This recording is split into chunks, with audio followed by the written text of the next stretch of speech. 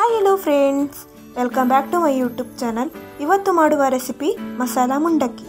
ಯಾರು ಬೇಕಾದರೂ ಮಾಡ್ಬೋದು, ಆದರೆ ಇವತ್ತು ನಾನು ಸ್ಪೆಷಲ್ ಆಗಿ ಮಾಡ್ತಾ ಇದ್ದೀನಿ.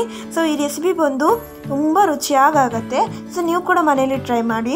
ಓಕೆ, ಮಸಾಲ ಮುಂಡಕ್ಕಿಗೆ ಯಾವುದೆಲ್ಲ ಸಾಮಾನು ಬೇಕು ಅಂದರೆ ಇಂಗ್ರೀಡಿಯೆಂಟ್ಸ್ ಬೇಕಂತ ಹೇಳ್ತೀನಿ. ಇಲ್ಲಿ ಮುಂಡಕ್ಕಿ ತಗೊಂಡಿದ್ದೀನಿ. ಚಿಲ್ಲಿ ಪೌಡರ್ 1 ಸ್ಪೂನ್, ಮತ್ತು ಸಾಲ್ಟ್, ಮತ್ತು 2 ಟೊಮೆಟೋಸ್,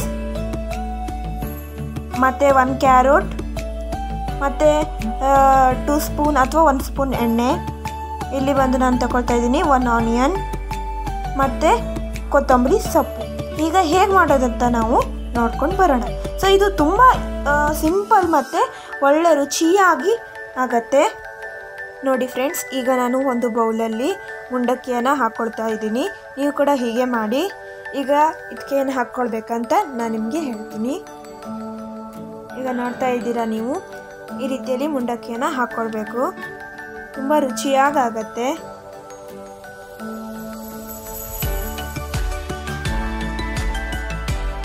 ಈಗ ನೋಡಿ ಫ್ರೆಂಡ್ಸ್, ಇದಕ್ಕೆ ನಾನು 1 ಸ್ಪೂನ್ ಆಯಿಲ್ ಅಥವಾ 2 ಸ್ಪೂನ್ ಹಾಕ್ಕೊಳ್ಬೇಕು. ನಾನಿಲ್ಲಿ 1 ಸ್ಪೂನ್ ಹಾಕ್ಕೊಳ್ತಾ ಇದ್ದೀನಿ.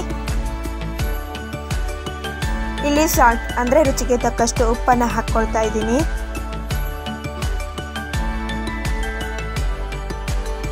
ಈಗ ನಾನು 1 ಸ್ಪೂನ್ ಚಿಲ್ಲಿ ಪೌಡರ್ ಹಾಕ್ತಾ ಇದ್ದೀನಿ. ಇದನ್ನೆಲ್ಲ ಚೆನ್ನಾಗಿ ಮಿಕ್ಸ್ ಮಾಡ್ಕೊಳ್ಬೇಕು. ನೋಡ್ತಾ ಇದ್ದೀರಾ ನೀವು. ಈಗ ನೋಡಿ, ಚೆನ್ನಾಗಿ ಈ ರೀತಿಯಲ್ಲಿ ಚೆನ್ನಾಗಿ ಮಿಕ್ಸ್ ಮಾಡ್ತಾ ಇರಬೇಕು.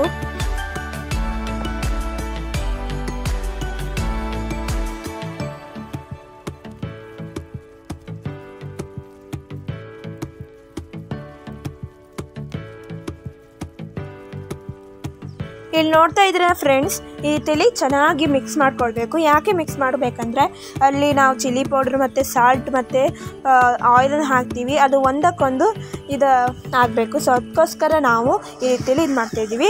ಇದಾದಮೇಲೆ ಒಂದು ಸಪ್ರೇಟಾಗಿ ಪ್ಲೇಟಲ್ಲಿ ಇಟ್ಕೊಳ್ಬೇಕು.